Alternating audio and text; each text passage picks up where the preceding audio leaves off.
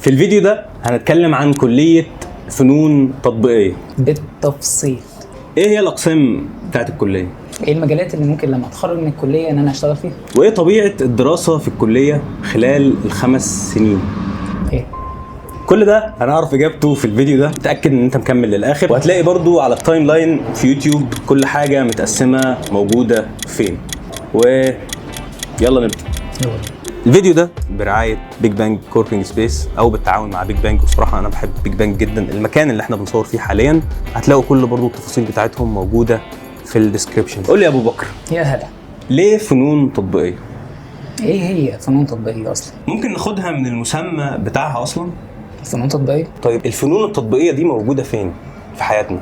من اول ما بندخل اي مكان احنا عايشين فيه او في البيئة بتاعتنا احنا كإنسان، بنلاقي كل منتج حوالينا يعود الى الفنون التطبيقية. طيب ازاي يعني؟ يعني ممكن نقول ان اي منتج بتستخدمه، اي منتج حواليك هو بيخضع لفنون انت بتطبقها على المنتج. تمام، يعني الاساس بتاعنا ان في منتج، المنتج ده ليه وظيفة، حلو. ولكن احنا كإنسان مش عاوزين مجرد وظيفة للمنتج وبس، لا احنا عاوزين المنتج ده يبقى شكله ايه؟ جميل. جميل. فعشان كده هي فنون تطبيقية. حلو. وده طبعا الاختلاف بينها وبين الفنون الجميلة. يعني لو جينا نبص هنلاقي ان في فنون تطبيقية وجميلة. الفن الجميل الوظيفة الأساسية بتاعته او الغرض الأساسي منه ان هو يكون جميل، بيعبر عن الجمال وبس، زي اللوحة الفنية مثلا. اما الفنون التطبيقية فلازم يكون ليها وظيفة في الأساس بس شكلها جميل. يعني ما هياش زي كليه فنون جميله في ان هي مثلا ان انا محتاج اكون بعرف ارسم قوي. يعني انا كنت فاكر الكليه دي مثلا هي كليه رسم بس. هو الرسم جزء أساسي من التصميم، والتصميم هو ال يعني ممكن نقول ان الاتجاه. حلو. التصميم هو الاتجاه في فنون تطبيقية. أنا بتعلم أكون مصمم، مش هتعلم اكون فنان اكتر. بالظبط. فنون جميلة ممكن نقول إنه بيكون فنان، فنون تطبيقية بيكون مصمم، هندسة مثلا بيكون مهندس. حلو. المصمم أصلا هو ميكس بين أو دمج بين الهندسة والجمال، الفن. الهندسة والفن. حلو. بس يعني ده باختصار ايه هي فنون تطبيقية وايه الفرق بينها وبين فنون جميلة. طيب هل فنون تطبيقية للبنات؟ يعني انت في فنون تطبيقية بوقت؟ المفروض يعني بس يعني نقطة زي دي نقدر نقول ان هي راجعة لايه؟ لمفهوم المجتمع عموما عن الفن والتعبير. يعني عارف نقطة ان البنات هم اللي بيهتموا اكتر بالفن او بالحاجات الجمالية اكتر، فده مخليهم اللي هو ايه كلية رسم، كلية بنات مش عارف ايه. لكن ممكن يكونوا اهملوا اكتر فكرة ايه؟ انه انت كإنسان الفن حرفيا هو يعني اي حاجة انت تتعامل معاها هي بتأثر عليك نفسيا بشكل ما. فالفن هو النقطة اللي بتأثر نفسيا على البني آدم، فلازم ان انت كراجل يكون عندك برضه النقطة دي. يعني باختصار فكرة ان هي الكلية تنسب للبنات دي جاية من اصلا رؤية المجتمع للرجالة ان هم ما بيعبروش، او ان المفروض ما يبقاش فيه تعبير بشكل كبير، او التعبير بيروح اكتر للبنات. عشان كده الفكرة العامة اللي متاخدة ان فنون تطبيقية للبنات، وده طبعا حاصل وموجود. 90% من اللي موجودين في الكلية بنات. ولكن لا، يعني احنا بعيدا عن فكرة المجتمع نفسها، وان اصلا المفروض الراجل يكون بيعبر وان يكون عنده مشاعر عادي. بس هي دي السبب لان مفهوم الفنون عموما رايح للبنات بس. والفن ما هو الا وسيله للتعبير. انت دلوقتي عندك مشاعر، عندك شعور معين، فبتدمجه بالمهارات اللي عندك مثلا وبتطلع منتج فني، او في حاله فنون تطبيقيه فهو بيكون منتج وظيفي وفيه بعض الجماليات. الكليه دي كام قسم؟ او ايه مجالات الكليه دي؟ ايه المجالات اللي موجوده يعني في الكليه دي؟ انا دلوقتي دخلت فنون تطبيقيه، اعمل ايه بقى؟ يعني انا المفروض اروح فين؟ هي الاول طبيعه الدراسه اصلا في الكليه هي 5 سنين. اول سنه بتبدا تتعرف فيها على الاقسام، وهي الاقسام وده هنعرفه برضو بعد شويه. ودي اعدادي زيها زي هندسه 5 سنين، اول سنه اعدادي وبعد كده 4 سنين تخصص. فعندك في التخصصات 14 قسم تقدر انت تتخصص في اي قسم فيهم. وكل قسم او كل تخصص بعد التخرج تقدر انت تتخصص اكتر، فعشان كده بيسموا الكليه دي كليه المليون وظيفه. فايه هي بقى الاقسام المتاحه اصلا في الكليه؟ الفكره اللي انت قلتها ان كل قسم جواه تفرعات تانية، يعني انت مجرد بس تدرس الاساسيات وبعد كده تبدا بقى تعيش حياتك براحتك جوه، تختار التخصص اللي انت عاوزه، تختار المجال اللي هو محدد ومعين اللي انت عاوز تكمل فيه حياتك يعني. وده سبب فعلا ان هي ليها وظائف كتير جدا. ممكن نفس الشخص اصلا يكون عنده كذا وظيفه، شغال في اكتر من حاجه. بالظبط. هي في الاخر نفس الاساسيات الفنيه في كل الاقسام، بس كل واحد بيوظفها في القسم بتاعه بالشكل اللي يناسب الشيء اللي هو بيتعامل معاه عموما. يعني لو قلنا ايه الاختلاف بين ال 14 قسم، فممكن يكون اكتر في الخامه او في التنفيذ بتاع الفكره نفسها، انما الفكره يعني يعتبر قريبه كلها في الاقسام، وممكن الاقسام كلها تدخل على بعض اصلا او تكمل شغل بعض يعني. في النهايه كلهم فعلا بيكملوا بعض بالظبط. يعني في النهايه هتلاقي فنون تطبيقيه هي بتكمل يعني نفس المنتج بيمر بمراحل كتيره جدا، كلهم بيعدوا على كل الاقسام اصلا. بالظبط. يعني لو جينا لشركه او لمكان او انت عاوز تفتح مكان او شركه او ايا كان، انت حرفيا ممكن توظف فيه اكتر من 5 اقسام يكملوا بعض جوه الشغل في نفس الشركه تحت سقف واحد. بالظبط. كلهم هيكملوا بعض. طب ايه هي بقى الاقسام دي؟ ممكن نبداها باكتر قسم الطلبه اصلا داخلين الكليه وهم بيدوروا على القسم ده اصلا، يعني هم خلاص داخلين الكليه عارفين ان انا عايز اخش قسم ديكور. يعني انا جاي عاوز ابقى مهندس ديكور. بالظبط. مهندس. هل اصلا بيبقى مهندس؟ هل فعلا بيبقى مهندس كشيء مهني او كمسمى وظيفي؟ فهو ممكن فعلا يبقى اسمه مهندس. اي قسم في اقسام فنون تطبيقيه بيطلع في الاخر في الاخر بيبقى مهندس كمسمى وظيفي. ولكن هو اصلا المفروض يكون مصمم، يعني هو مصمم ديكور، مصمم جرافيك، مصمم طباعه، ايا كان القسم اللي هو يكون فيه. ووجهه نظري برضو ان المصمم اعلى من المهندس، من ناحيه ان فكره ان المصمم بيوظف الجمال برضو، مش بيكون منتج وظيفي وبس. خلينا نتكلم عن قسم ديكور او التصميم الداخلي والاثاث. في القسم ده بندرس ايه؟ يعني ولناخد على سبيل المثال انت قاعد اصلا في مطعم، من غير ما تطلع وتشوف اللوجو بتاع المطعم ده انت عارف المطعم من الداخل بسبب ايه؟ بسبب التصميم الداخلي. الديكورات بتاعته، التصميم الداخلي بتاعه خلاص هو عبر عن الهويه بتاعته، فدي هتستخدم في المطاعم، في الشركات، تستخدم في التصميم الداخلي فقط. يعني احنا بندرس في القسم ده ازاي نعمل تصميم داخلي لمكان ايا كان. المكان ده ممكن يبقى بيت عادي، ممكن يبقى شقه، ممكن يبقى شركه، يعني مش مقتصر بس على الحاجات التجاريه. هو عموما بنتعلم التصميم الداخلي او تصميم الديكور، وبرضو من اسمه في تخصص الاثاث، ان احنا بنمسك كل منتج لوحده داخل المكان ونصممه، نخش في العمليه التصميميه بتاعتنا، سواء من الوظيفه، الاهتمام بالوظيفه او الاهتمام برضو بالشكل الجمالي يعني. فكلهم في النهايه بيخضعوا لنفس القواعد الفنيه دي. تمام. ممكن نقول بنتخرج ايه بقى من القسم ده؟ ممكن تشتغل في مجال الديكور كمصمم ديكور او كمهندس ديكور، انتريور ديزاين، وممكن تشتغل المصانع، مراقبة جودة كمهندس مراقبة جودة.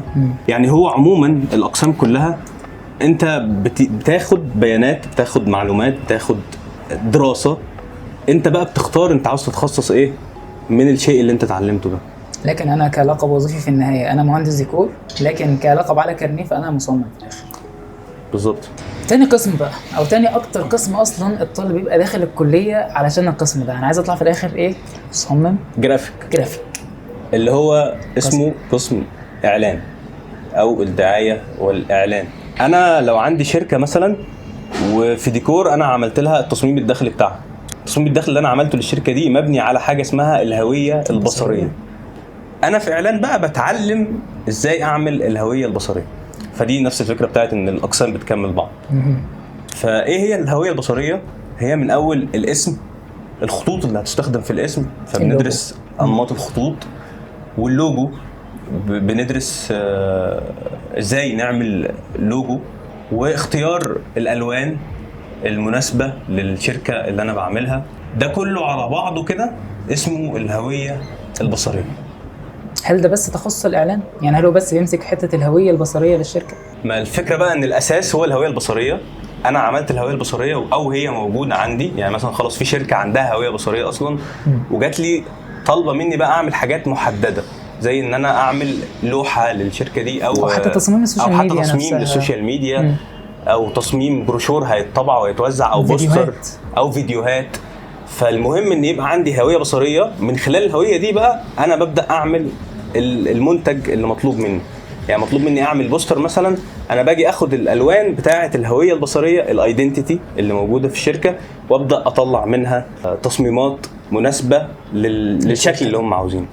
مقاس بقى التصميم بيختلف، طريقه التصميم بتختلف، بس كله بيكون موجود تحت فكره الهويه البصريه اللي لازم تكون موجوده للشركه.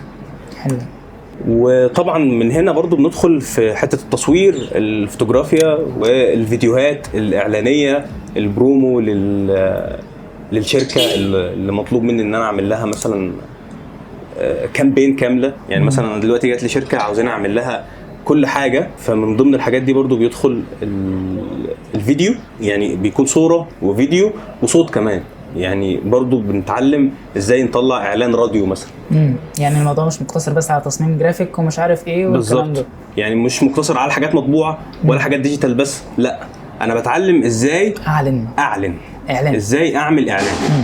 فهو مش مجرد جرافيك بس. حلو. لا هو دعايه واعلان. انا عاوز ابيع اكتر للشركه دي، فبعمل كل حاجه تقدر تخليني اوصل للهدف بتاعي ده. ومن هنا نقدر نقول ان قسم الاعلان مش ان انا بس بطلع منه مصمم جرافيك، لا، ان القسم نفسه فيه اكتر من تخصص. انا ممكن امسك تخصص السوشيال ميديا لوحده، ممكن امسك تخصص اللوجوهات لوحده او الهويه البصريه لوحده، ممكن امسك حته الفيديوهات لوحدها. فنفس القسم انا ممكن اطلع منه باكتر من تخصص. بالظبط. دي فكره ان في وظائف كتير جدا، تخصصات كتير جدا جوه التخصص اصلا. يعني انا دلوقتي خلاص اتخرجت من قسم دعايه واعلان، او انا لسه طالب حتى، ممكن اشتغل في الحاجات دي لو انا خلاص بقى عندي الخلفيه عنها. انا بختار تخصص جوه التخصصات دي وخلاص ابدا اطور نفسي فيه وامشي فيه ويبقى هو ده اتجاهي. يعني في ناس بتختار اتجاه الخطوط، يعني ان هو بس بيمسك التايبوجرافي او الكاليجرافي. فعندنا مثال على موضوع الخطوط ده، محرم اللي عامل اللوجو بتاع البودكاست، شاوت اوت محرم حسن. فهو اختار تخصص الخطوط او الكاليجرافي او التايبوجرافي، وبقى هو ده شغله، بقى بيعمل منه بوسترات، يعمل منه لوجوهات. يعني انا الصراحه اكتر اللوجوهات اللي انا ببقى معجب بيها وببقى حاببها هي اللي بتبقى معتمده على الخط، بالذات الخط العربي. يعني انا بحبه جدا في اللوجوهات. فده مثال. محرم اصلا متخرج من قسم زخرفه، فهي دي الفكره بتاعت انه عادي جدا اكون متخرج من قسم معين واكون بشتغل في قسم تاني بسبب ان انا عرفت الاساسيات بتاعتي وانا وظفتها في الحاجه اللي انا بحبها في الاتجاه اللي انا عاوزه. حلو ده. فدي برضو نفس الفكره للاشخاص اللي لسه ما اختاروش اقسام. ما تختارش القسم، يعني لو سمحت، يعني ما تختارش القسم اللي انت جبت مجموع. انت جبت مجموع ده شيء كويس جدا، انت تحاول تجيب اعلى مجموع تجيبه تقدر عليه، تمام. جالك قسم معين بس انت حابب قسم تاني، ما تقولش بقى عشان خساره انا جبت مجموع وتقوم داخله وخلاص. في النهايه اصلا عرض وطلب، يعني في النهايه في ناس كتير كانوا عايزين القسم ده فعشان كده عالي. هو بقى مجموع عالي عشان في ناس عاوزاه، مش شرط تكون انت عاوزه. بالظبط. دي مشكله في مصر عموما، حتى في اختيار الكليات اللي بيدخلوها اصلا. يعني حتى لو انت جايب كليه اعلى من فنون تطبيقيه بس انت حابب المجال ده، ما تستخسرش في نفسك ان انت تخش فنون تطبيقيه عشان انت جايب حاجه اعلى منها وانت مش حاببها اصلا. ف يعني شوف انت عايز ايه في الاخر، شوف انت عايز ايه. تمام. فبس يعني دي الفكره، انت تدخل القسم اللي انت بتحبه، تدخل التخصص اللي انت بتحبه، ولو اضطريت ودخلت تخصص انت مش حابه مفيش مشكله، اتعلم منه، هيفيدك، هيضيف ليك حاجات، وحاول تطور نفسك. هي كده كده اصلا اللعبه كلها على بعضها اعتماد ذاتي، يعني هي تطور ذاتي. انت محدش هيجي ويأكلك التطور بايديه، يعني انت اللي هتروح بنفسك وتتطور. فبس ندخل على القسم اللي بعده. بما اننا جبنا سيره الجرافيك، فاحنا ممكن نجيب بقيه الاقسام اللي تحت مسمى الميديا او الميديا برودكشن. عندنا قسم التصوير السينمائي والتلفزيون.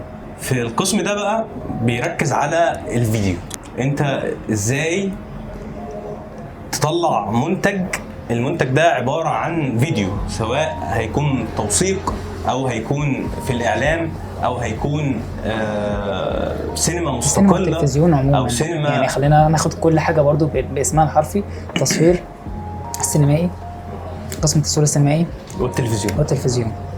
فانت هنا تدرس مثلا اساسيات الاضاءات، برضه هي اساسيات فنيه لكن بيوظفها في المجال بتاعه اللي هو مجال التصوير عموما. بالظبط. فانت بتدرس اساسيات، يعني لو هنتكلم عن نوعيه الدراسه اللي بتكون موجوده، فانت ازاي بقى بتتعامل مع الفيديو من اول الانتاج بتاعه، من اول ان انت تكون عامل سكريبت كويس، تكون مخرج، تتعلم ازاي الكاميرا الاداره بتاعت الكاميرا بتحصل ازاي، التصوير بمراحله، المونتاج، يعني كله كده على بعضه ممكن يكون بيوديك في اتجاه ان انت تكون وان مان كرو، او ان انت تكون الشخص اللي داير المشروع كله من اوله لاخره. بعد كده انت ممكن تختار بقى الوظيفه بتاعتك هتكون ايه، يعني ممكن اتخرج منه ايه في الاخر. لو عاوز تشتغل في مجال التلفزيون والاعلام فده هيكون قدامك، انت بتعرف الاساسيات بقى، انت بتروح الاختيار، يعني انت اللي بتختار عاوز تروح فين. ممكن تشتغل في السينما، ممكن تشتغل في التلفزيون، ممكن تشتغل مستقل بافلام وثائقيه او افلام حتى سينمائيه مستقله. الفكره انت خلاص انت اخدت نفس الاساسيات فانت طبقها في المجال، اكتسبت مهارات معينه. شوف انت عاوز توديها فين، شوف انت عاوز تعمل ايه. انا بحب القسم ده قوي، كان نفسي ادخله الحقيقه. كان نفسي قوي، بس هو مش موجود في فنون تطبيقيه دمياط. ماشي. وبس يعني احنا دلوقتي اصلا بنعمل حاجه لها علاقه بالسينما والتصوير بالظبط. فهي مهاره ذاتيه احنا بنكتسبها.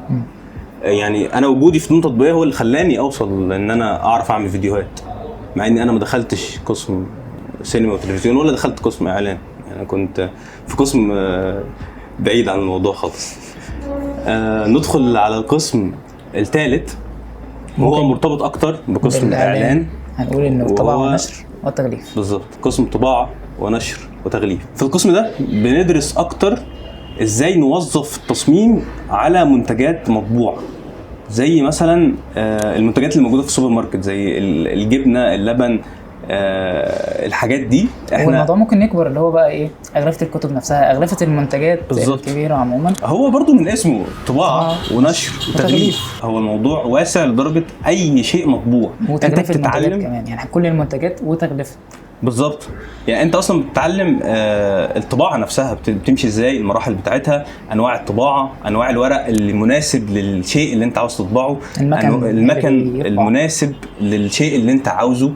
يعني انت عاوز تعمل مثلا غلاف كتاب، فتعرف ايه افضل نوع طباعه مناسب للغلاف اللي انت عاوز تعمله بالالوان بتاعته او كده. فنقدر نقول ده مكمل برضو شغل اعلان اللي بيعمل التصميم الجرافيكي للشيء ده كحاجه ديجيتال. بالظبط. فنبدا ان احنا نشوف ازاي هنطبق التصميم الديجيتال ده على حاجه في الاخر هتبقى مطبوعه او حاجه مغلفه او ايا كان.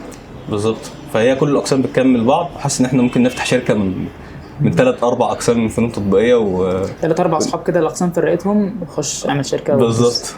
احنا بنعمل كده دلوقتي. احنا بنحاول نعمل ده. عندنا مجموعه من الاقسام برضو مرتبطه ببعض بيجمعهم شيء واحد، وهي المنسوجات. فعندنا اقسام المنسوجات، قسم الغزل والنسيج، وقسم الملابس الجاهزه، وقسم طباعه المنسوجات والصباغه والتجهيز. ايه بقى كل قسم فيهم واحد كده؟ خلينا نبدا بقسم الغزل والنسيج. احنا بنبدا من اول الخيوط خلاص احنا عندنا خيوط، بنتعلم الطرق بتاعه الغزل بتاعتها، ايه هي انواعها اصلا، وايه هي انواع الخيوط دي، وكل نوع بيستخدم في ايه، وكل نوع الخصائص بتاعته بتكون عامله ازاي. طيب لو جمعنا الخيوط دي بتركيب معين وطريقه معينه، ممكن يطلع عندنا قماش عامل ازاي في الاخر. القماش اللي طلع عندنا ده، وطبعا برضو قسم الغزل والنسيج بيتخصصوا في السجاد، وهو صناعه السجاد بتكون طالعه من القسم ده اكتر.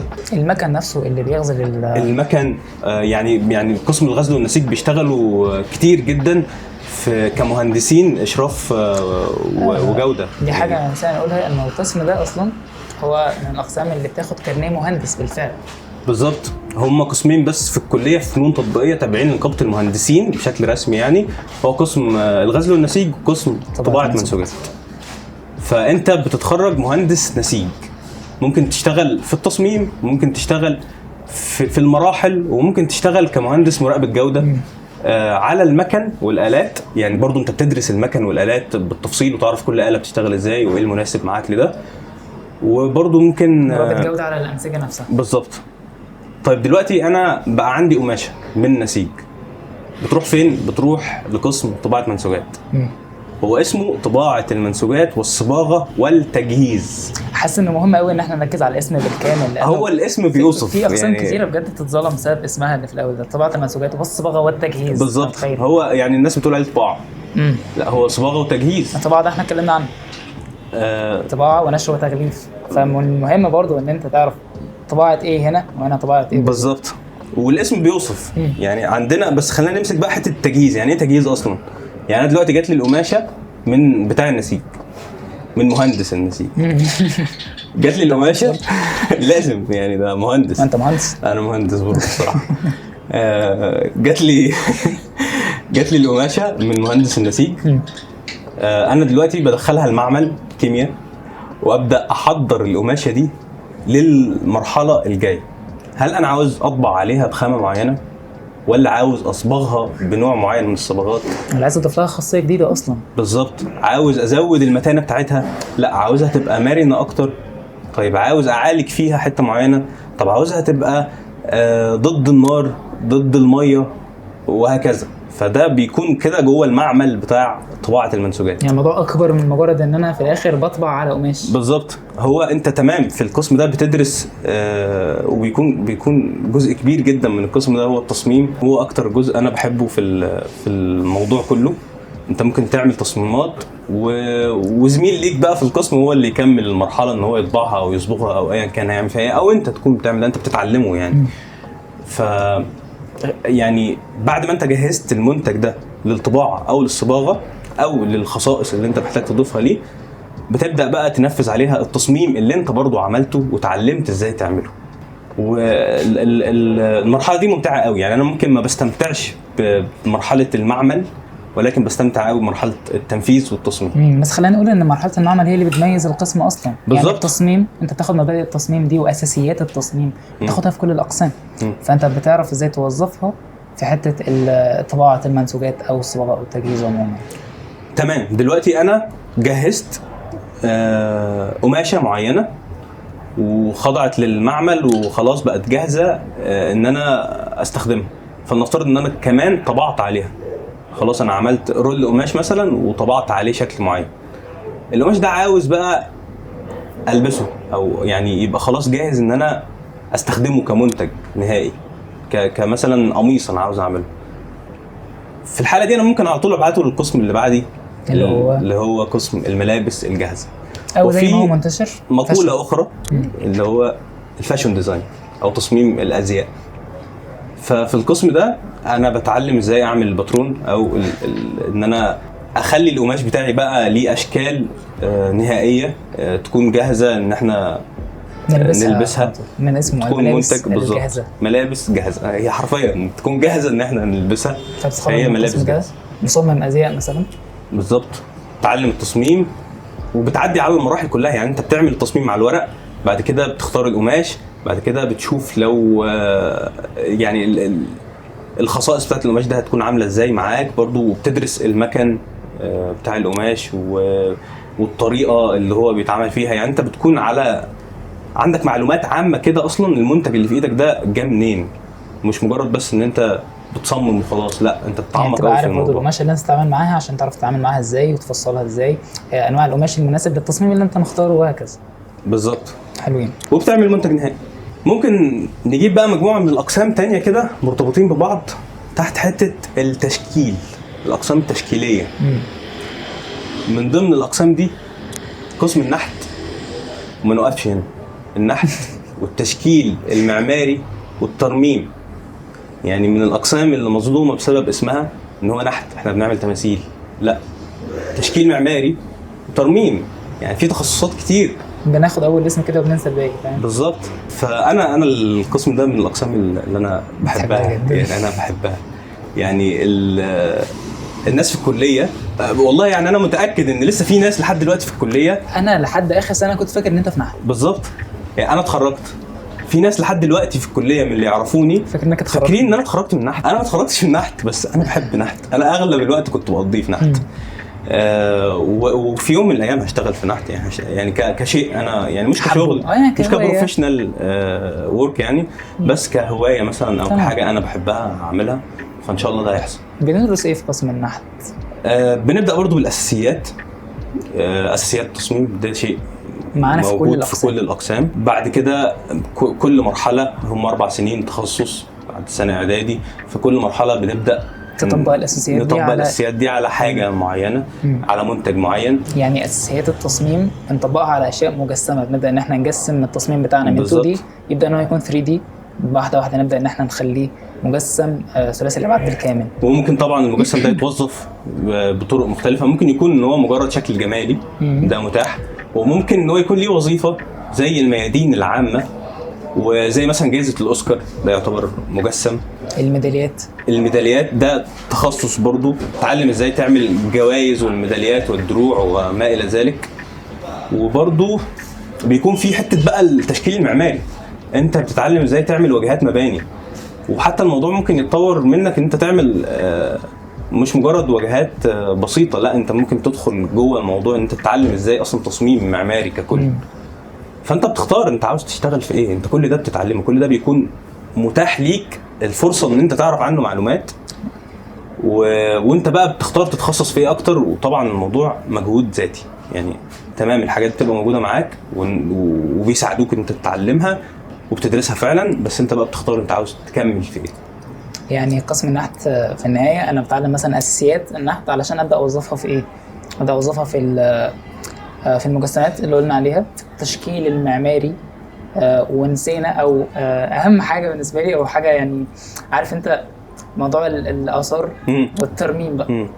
في اصلا كتير من المواد اللي موجوده في نحت مرتبطه بالاثار، يعني انت بتدرس حاجات ليها علاقه بتاريخ الفن والاثار وبالحاجات دي، وبتتعلم برضو يعني حاسس الناس اللي ليها شغف قوي في الموضوع ده قسم نحت من اسمه هو بعيد تماما عن دماغهم، بس دي اقرب حاجه للمجال اللي هم ممكن يدخلوه، الترميم.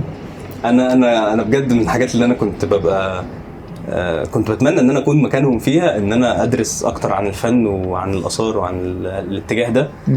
بس تمام اوكي. عندنا قسم الخزف. لو قلنا ان النحت بيكون مصمت كتله مقفوله وقويه، فالخزف لازم يكون مفرغ، لانه بيتعرض لحراره وبيدخل فرن وبيمر بمراحل تانية زي الجليز وما الى ذلك.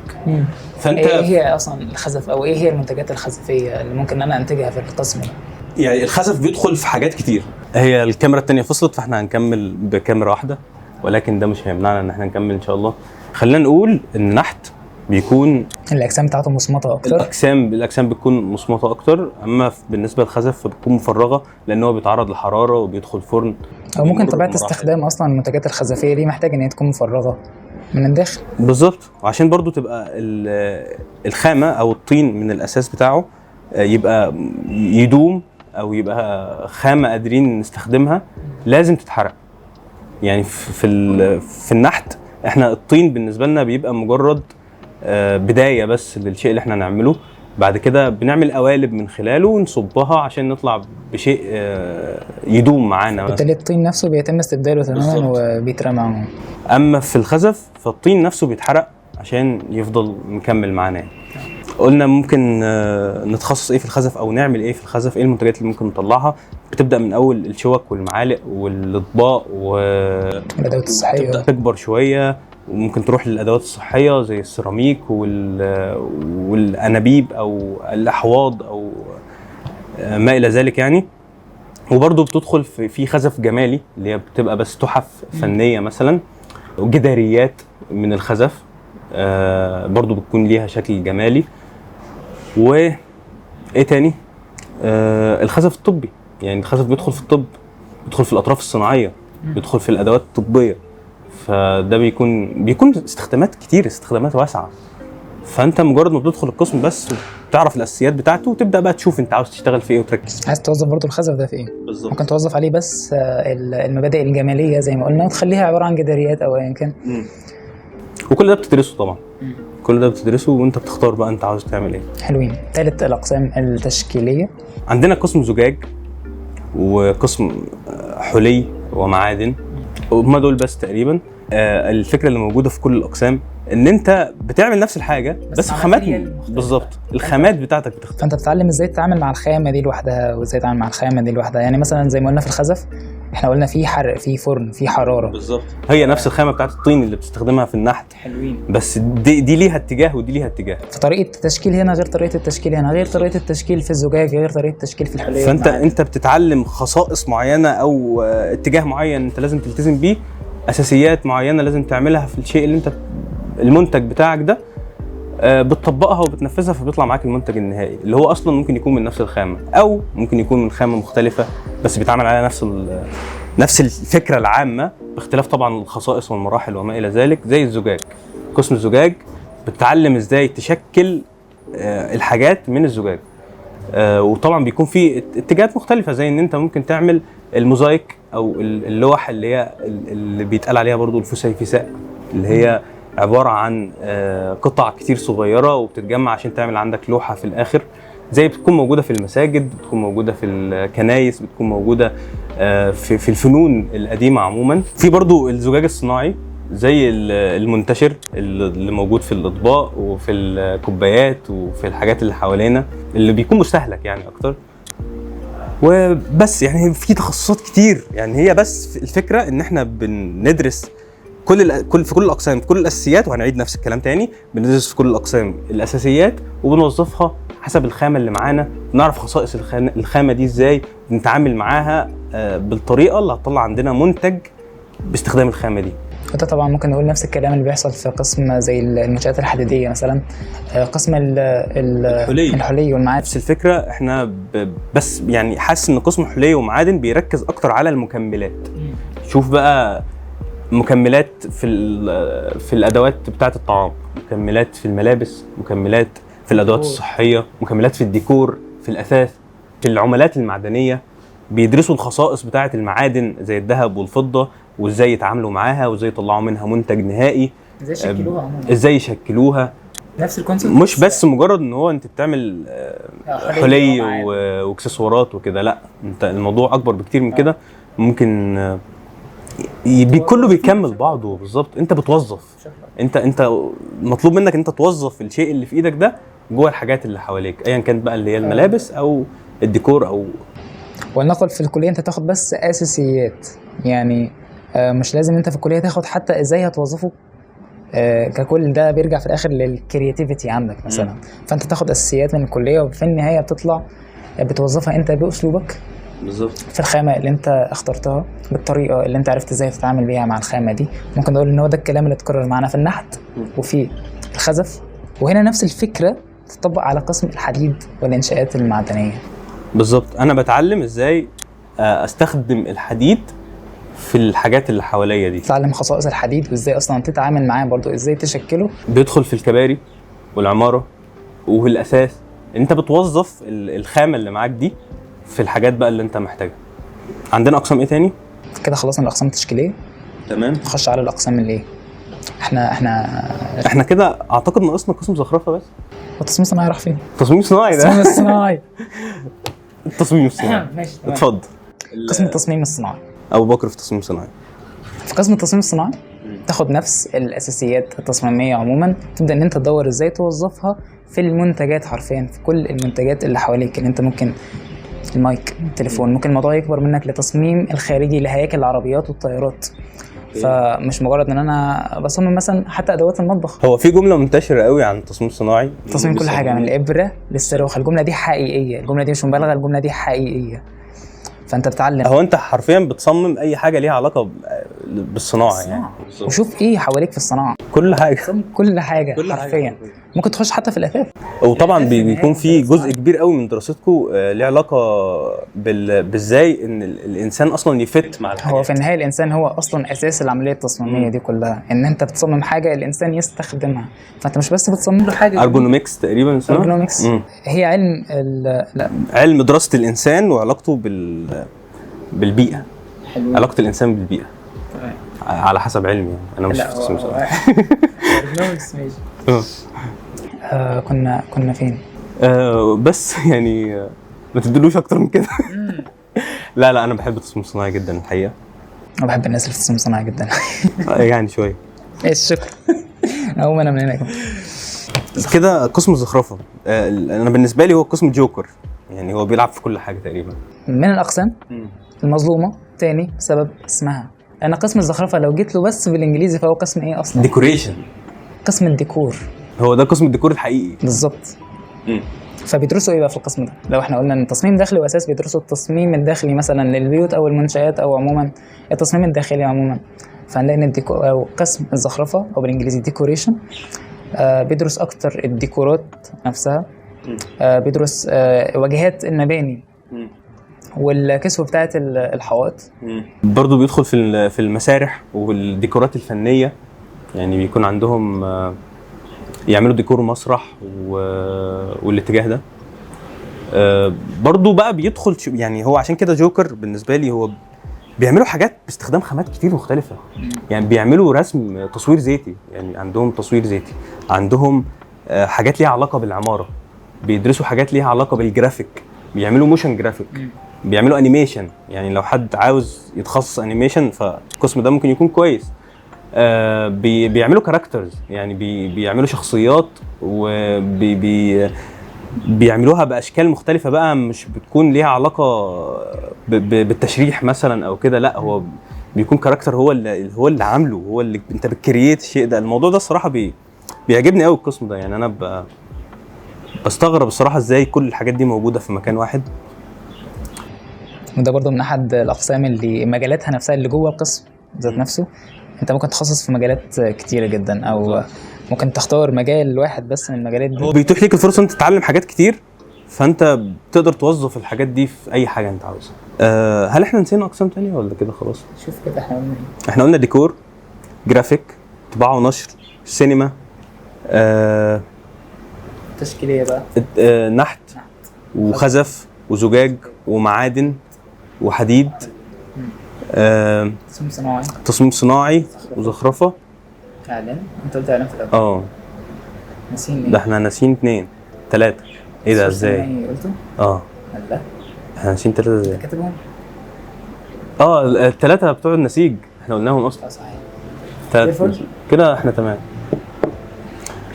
فعموما هم 14 قسم، موجود منهم 9 اقسام في تطبيقيه دمياط، 8 في بنها، وفي برضو فنون تطبيقيه في بني سويف، وفي فنون تطبيقيه جديده حاليا انضمت للعائله وهي فنون تطبيقيه طنطا. زي ما قلنا الدراسه بتكون 5 سنين، سنه اعدادي و4 سنين تخصص. السنه اعدادي انت بتدرس فيها حاجات عامه عن الاقسام وبتتعرف عليها عشان تقدر تختار القسم المناسب ليك او اللي انت تحسه قريب ليك اكتر. في النهايه بتتخرج من الكليه عموما معاك كارنيه المصمم. بالظبط. وقسمين تاخد قسم طباعه منسوجات وقسم الغزل والنسيج. بتكون مهندس رسميا تابع لنقابه المهندسين يعني. وفي كل الحالات انت بتاخد لقب مهندس كمسمى وظيفي بيتقال عليك المهندس راحوا المهندس مهندس ديكور، مهندس تصميم، مهندس تصميم صناعي، مهندس ديكور، مهندس جرافيك غريبه مهندس جرافيك. هو المفروض مصمم الحقيقه، وانا بحب ان انا مصمم. والمهندس هو يعني ما هوش عيب المسميات دي، او مش حاسس ان هي بتضيف كتير. اللي انت عاجبك قوله على نفسك. انت شايف انت مهندس قول انا مهندس، انت شايف انت مصمم قول انت مصمم. انا بالمناسبه مش عاجب المهندسين على فكره. ملناش دعوه. انت شايف انت بتفت في ايه فت فيه، يعني انت مهندس انت مصمم. انا مؤمن بسيوني. الله اهلا وسهلا. ابو بكر اشرف فوزي. في الختام دي كانت يعني حاولنا ان احنا ما نظلمش كليه فنون، بس اتمنى يكون الموضوع واضح. هو في النهايه محتاج يعني اكبر فيديو اكبر من ده، هو محتاج تفصيل اكتر، محتاج فيلم وثائقي الصراحه. حاسس ان احنا لو شفنا الحاجات دي بتتعمل ازاي هيكون احسن. يعني خليني اقول لك كليه فنون تطبيقيه من الكليات المظلومه ذات نفسها في مصر اصلا. تخصصاتها يعني الحاجات دي بيهتموا بيها قوي بره. المعرفه عنها مش كتير، الانتشار بتاعها مش كبير، بس بجد يعني انا لو هختار او هرشح كليه لحد في فنون تطبيقيه بجد يعني. انت حرفيا بتدخل مكان بتعرف منه اساسيات وافكار، انت بتبدا بقى توظفها زي ما انت عاوز. شوف انت عاوز تشتغل في ايه هتلاقي له مكان. يعني كل حاجه حوالينا حرفيا داخله في الفنون التطبيقيه ومستحيل تنتهي. يعني الحاجات دي ما بتنتهيش، القماش اللي احنا بنلبسه ما بينتهيش، الصناعه ذات نفسها، الموبايلات بتتطور، كل حاجه حوالينا كل ده موجود جوه فنون تطبيقيه. اي حاجه انت شايفها حواليك موجوده تحت مسمى فنون تطبيقيه. مهما كان. وبس. وبعد كل الكلام ده اسالك، هل الشغل مضمون بعد التخرج من كليه الفنون التطبيقيه؟ كشغل الشغل موجود. كشخص الموضوع بيعتمد، هي رحله شخصيه بحته. انت شخص هتثبت للشركه اللي قدامك او للمكان اللي انت عاوز تشتغل فيه ان انت مناسب ليهم بس. يعني في الاخر الشغل موجود لكن الموضوع متوقف عليك. بالظبط. الشغل كده كده موجود، الشغل مش هينتهي. زي ما قلنا ان يعني فنون تطبيقيه بتدخل في صناعات كتير يعني مختلفه. الموضوع شخصي بقى، انت عاوز تشتغل في ايه وهتثبت نفسك فيه ولا لا، هتثبت نفسك ازاي، تبدا بقى تحاول. كلنا بنحاول يعني. وخلينا نقول المنافسه في السوق برضو كبيره، يعني المنافسه في السوق صعبه، ولازم الواحد يحاول يثبت نفسه على قد ما يقدر في الكليه ولما يتخرج من الكليه. تمام. مهما كانت المناسبه مهما كانت المنافسه كبيره فالسوق كبير. سوق كبير قوي. فبس يعني شكرا ليك يا ابو بكر على هذا الوقت الرائع. شكرا لبسام من ورا الكاميرا، وشكرا ليكم لو انتوا وصلتوا لهنا في الفيديو. ما تنسوش تعملوا لايك وسبسكرايب، وهتلاقوا برضو البيج بتاعت او اليوتيوب شانل بتاعت ابو بكر وكل ما يخصه في السوشيال ميديا هتلاقوه تحت في الديسكريبشن. وان شاء الله نشوفكم في فيديو تاني قريب. الفيديو ده كان برعايه بيج بانج كوركينج سبيس او بالتعاون مع بيج بانج. وصراحه انا بحب بيج بانج جدا، المكان اللي احنا بنصور فيه حاليا. وهتلاقوا كل برضو التفاصيل بتاعتهم موجوده في الديسكريبشن. وشكرا ليكم تاني وسلام. هل هيكون في بودكاست اقفل. فنون جميلة؟ انت بتسأل بودكاست لفنون جميلة؟ اعتقد ان ليا اصدقاء حلوين في فنون جميلة، ممكن اجيبهم يقعدوا مكان ابو بكر ونتناقش في هذا الشيء. وبس. انا سعيد الحقيقة باللي احنا عملناه ده. انت مؤمن بسيوني. انا مؤمن بسيوني سعيد بالله. انا اسف انا اسف. انا مش عارف الحاجات دي هتروح في الكواليس ولا هتروح فين، بس مش عارف. بس معانا بسام من ورا الكاميرا طبعا.